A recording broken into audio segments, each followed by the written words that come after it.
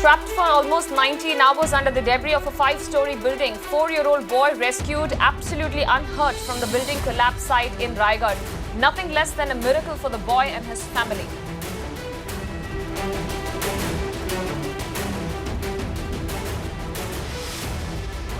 Forensic experts at the All India Institute of Medical Sciences to submit their analysis and conclusion on the late actor Sushant Singh Rajput's postmortem and viscera report on August 28. The AIIMS forensic team to hold meetings on the matter starting today.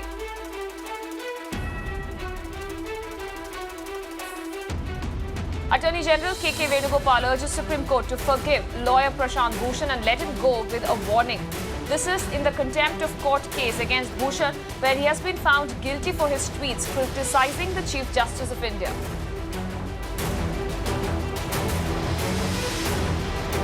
Narrow escape for the residents in Belagavi, Karnataka after 10 houses collapse in a row as the rain wreaks havoc. Heavy downpour in Karnataka leads to a trail of destruction, 20 lives lost so far. Environment activist Greta Thunberg tweets on the JEE NET exam row, in fact calls it deeply unfair that the students of India are asked to sit on national exams amid the pandemic.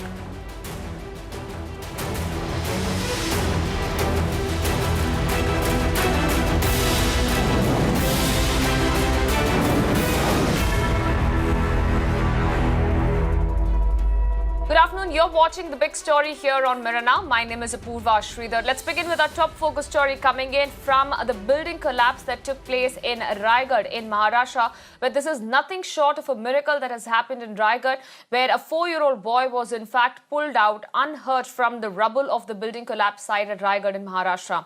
Now this after, remember, 19 hours since the building collapsed at Raigad, killing 3 of the residents. The NDRF, the rescue teams and the locals have now all gathered around the site, cheered as the boy was taken out from the rubble after being trapped under that debris for almost 19 hours.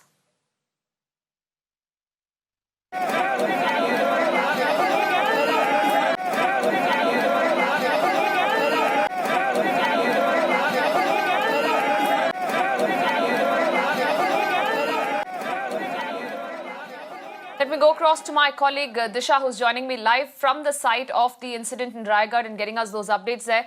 Disha, we are looking at those visuals there, and this is nothing short of a miracle that we are looking at how this 4-year-old boy was rescued. He was unhurt after being stuck inside the debris for almost 19 hours. Take us through that process, how he was found, and what were the challenges at a time where we're looking at even the rain, which is causing a lot of problem in the rescue operation.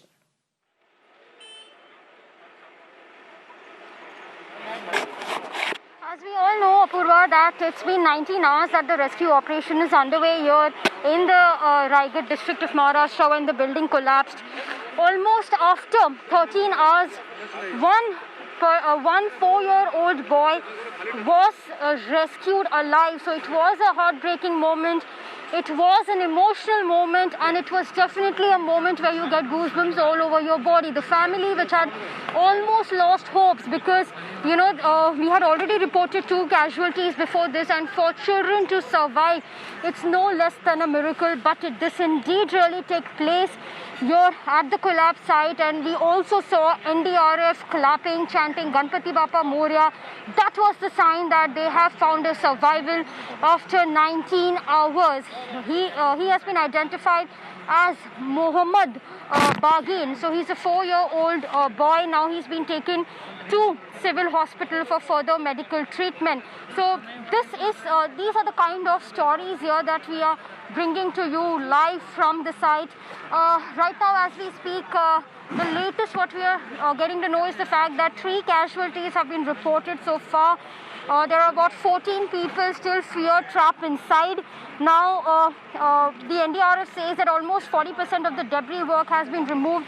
The district administration, on the other hand, says 70% of the debris have been removed. But indeed, it is going to be a long day. The NDRF says that the rescue operations might continue overnight as well because of the pancake sort of a situation. They cannot really enter into more sensitive zones because, with machines grilling and digging all the time, you never know that they might come out with a survival.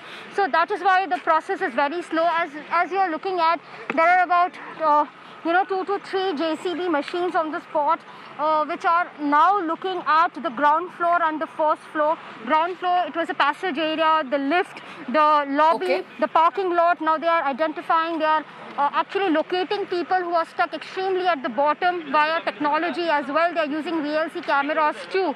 So all of these are the efforts that the team here, they are taking on the ground level, including NDRF, fire tenders, district administration of workers, the laborers. There are about 50 laborers at the site, is what we can see.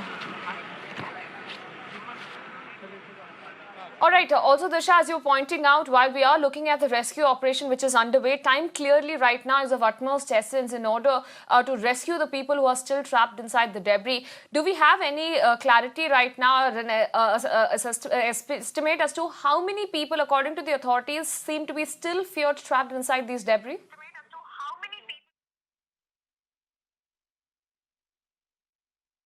For the district administration and the NDRF data, they are telling us that there are now, with the latest body being recovered, now the toll has gone up to 14. So 14 people are missing as we speak. Those are the residents who were staying in this building.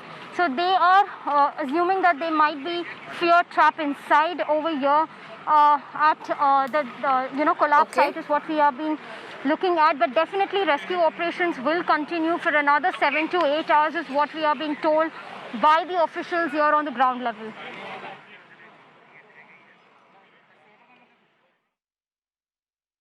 All right.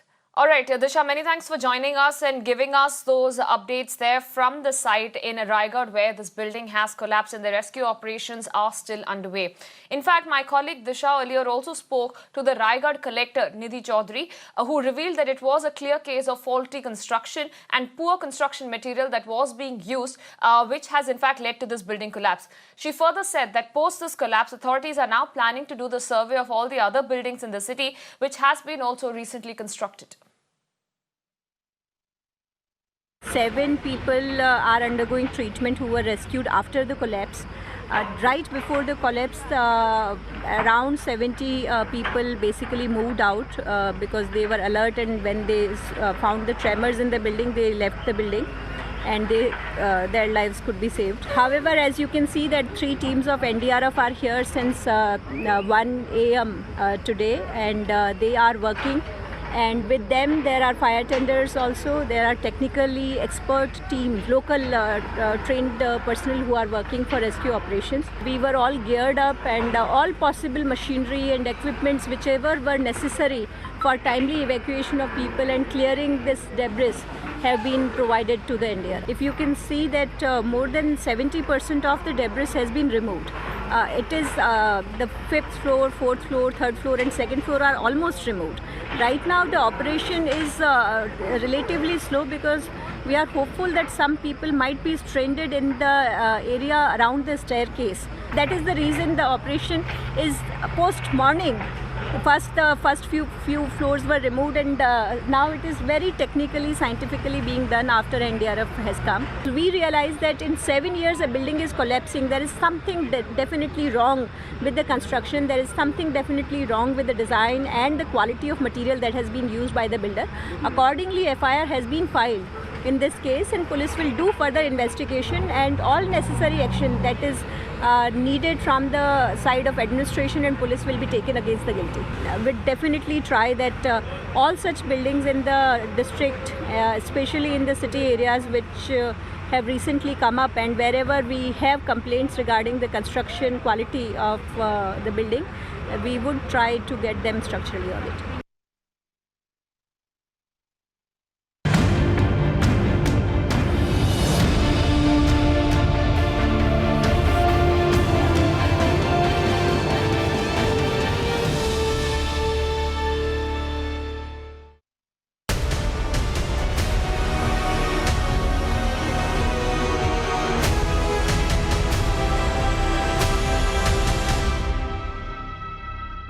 Now, Now, after quizzing over 12 hours yesterday, the CBI team, which is probing the sensational Sushant Singh Rajput case, has now summoned house help Neeraj and also flatmate Siddharth Pithani once again.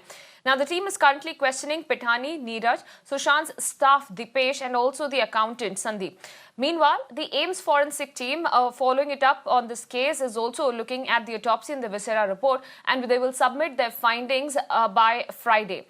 Those are the details now coming in. This is, of course, day 5 of the CBI investigation, and we are looking at important people who've been questioned at this point, which also includes both Siddharth Pithani and Neeraj, who have been once again questioned. Remember, both Siddharth Pithani and Neeraj were questioned earlier as well on multiple accounts. But along with them, we're also looking at 2 more people who've been questioned today, which includes Sushant's another staff member, which is Dipesh, and also his accountant Sandeep. So they have also been now questioned by the CBI. Remember, it is day 5 of the investigation, and the CBI, which in fact earlier went to Sushant's house to recreate the crime scene as well. And since then, we're looking at those questionings that are taking place of people associated.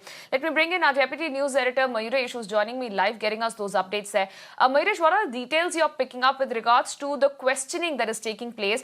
Both Neeraj and Siddharth Pithani have been someone who have been questioned multiple times, and they have once again been summoned after almost 12 hours of questioning that took place yesterday.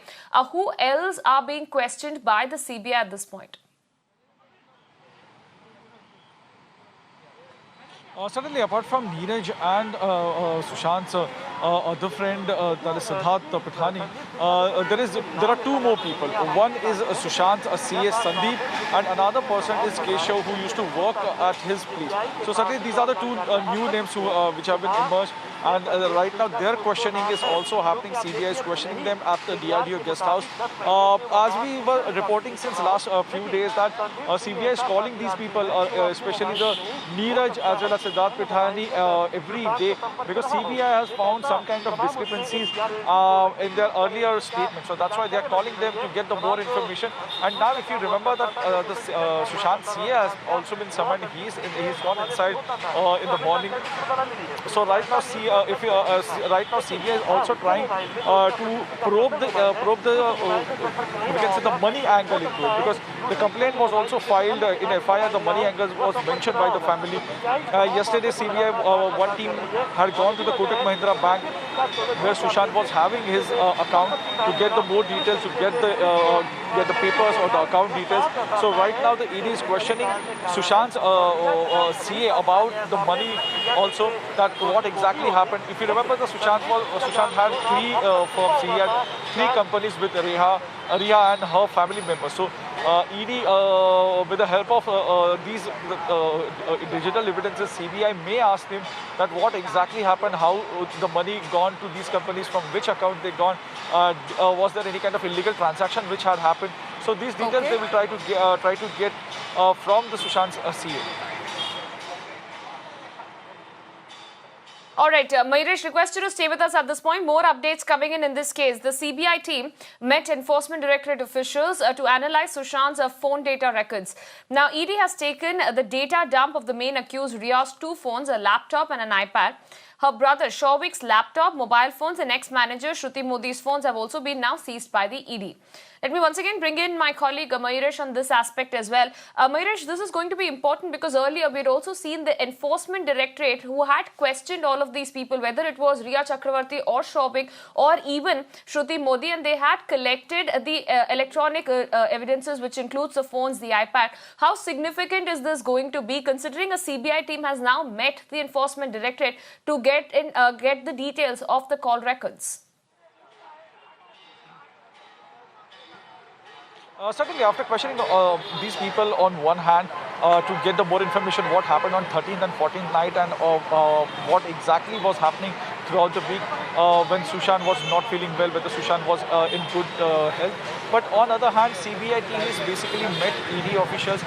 They have got the digital dump of the data, because if you remember, ED had taken the digital dump of Riha's phone, the 2 mobile, as well as iPad, laptop, Shauvik's phone and laptop, also Shruti Modi's phone. So now ED will hand over those digital evidences to the CBI. The CBI will analyze it and they will try to trace that is there any foul play which had happened, is there any illegal transaction had happened with whether they have used any of these devices or not, and whether is there any digital evidence which can relate to the Sushant Singh case. So this is one of the part of the investigation which will happen. But yes, our sources have confirmed that ED and CBI officials have met, and this digital evidence handover will happen soon. All right, Mayuresh, many thanks for joining us and bringing us all those updates in this case.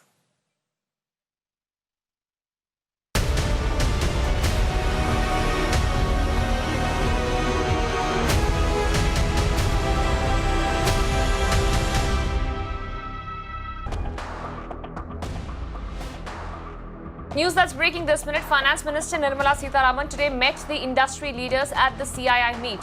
Finance Minister, in fact, gave a strong message to the badly hit industries by backing reforms. The FM added that the government is reaching out to the industry to understand their concerns. She also says that reality, hospitality, tourism, airlines have been hit disproportionately and domestic revenue generation is in fact a concern.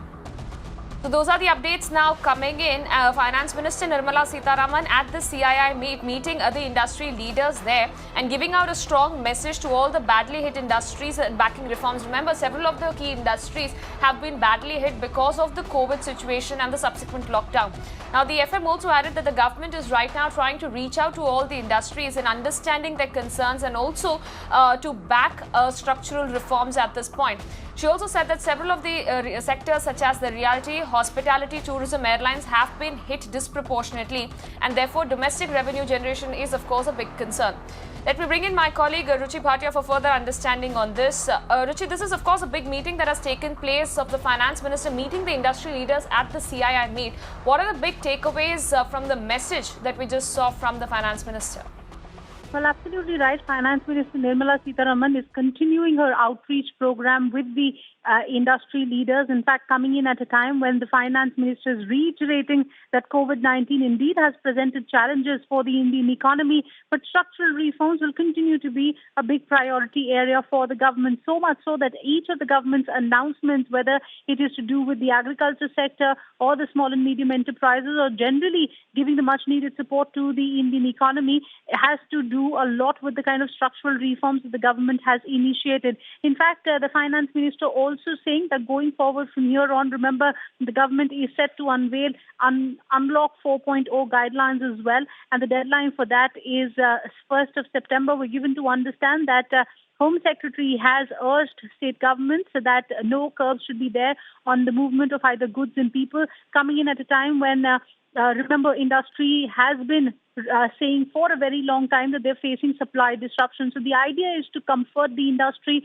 to ensure that they can continue working in their factories at 100% capacity. And if you look at the way things are so far, we're somewhat back, are trying to inch close to the pre-COVID levels, but we're still not there. So the idea is that the companies are also able to work properly. Having said that, the Finance Minister once again reiterated that there are certain sectors like tourism, real estate, hospitality and airlines that have been affected disproportionately. Domestic revenue generation is a concern for these sectors, and also an indication that perhaps the government is going to look at these sectors, even as the RBI has announced a one-time restructuring scheme to give a much-needed relief to all sectors. But looks like the government is closely eyeing the kind of issues that are there in the tourism sector, real estate, hospitality and airline sector.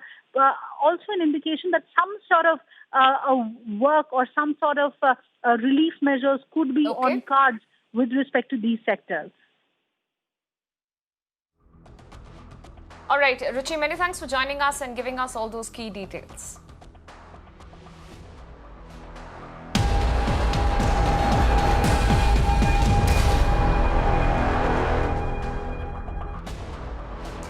More breaking updates coming in. The Supreme Court takes up Sushant Bhushans' 2020 contempt case again today after Attorney General K.K. Venugopal tells the Supreme Court to forgive Bhushan. Let me bring in our Deputy News Editor Meenakshi Bhanja for all the updates now coming in. Meenakshi, this is of course extremely important to note how the Attorney General has once again put his weight and batted for Sushant Bhushans. What are the updates you can give us in this regard? Well, absolutely, Apurva. You've hit the nail on its head when you said that it's the second time the attorney has again put in his might behind Sushant Bhushans, urging upon the Supreme Court again to not go ahead and punish him. The attorney was of the opinion at best the Supreme Court can warn Mr. Bhushans off. We are still in the midst of a post-lunch hearing, Apurva, as we are speaking, where the bench has commenced a short while back after taking a half-an-hour break. And as we speak, it is Senior Advocate Mr. Rajiv Dhawan who is continuing his arguments for Mr. Sushant Bhushans, where Mr. Dhawan is urging upon the bench and reminding the bench as to how this institution of the judiciary, especially the Supreme Court, has to have broad shoulders. It will be criticized time and again, and it will be severely criticized too. That is one of the arguments given by Mr. Rajiv Dhawan, who is presently arguing for Mr. Sushant Bhushans, to the extent that Mr. Dhawan is even reminding Honorable Justice Arun Mishra as to how at one point in time when Justice Mishra was a judge in the Kolkata High Court, he had to let go of Mamta Banerjee, despite her having said that time, Apurva, as to how all judges were corrupt. So the argument that Rajiv Dhawan is making is this, Apurva, that the bona fides of a contemptor also has to be taken into account when the Supreme Court is exercising its powers under the Contempt of Court Act. So very interesting exchange happening. Before lunch, it was the attorney who was guiding the bench on how to proceed with regards to this issue. And the attorney was intervening in this matter, Apurva, because the Supreme Court was asking for the attorney's guidance on how to proceed with regards to proceedings against Mr. Sushant Bhushans, especially after Mr. Bhushans has submitted a reply again yesterday saying that he has nothing to apologize for. All right. Meenakshi, many thanks for joining us and bringing us all those details.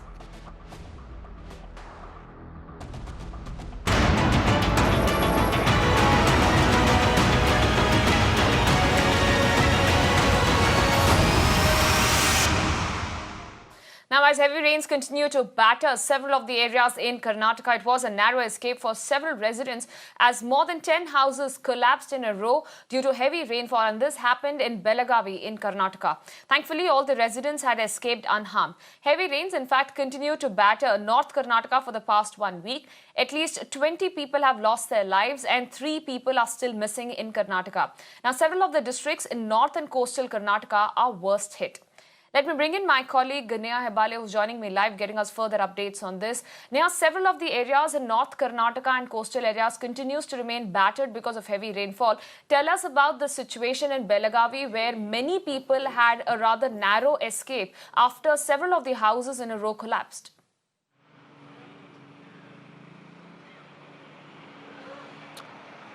That's right, Apurva. We're seeing North Karnataka being battered with torrential rains just like last year and the year prior to that as well. It is North Karnataka, coastal Karnataka and the Malnad regions which happen to be the worst affected.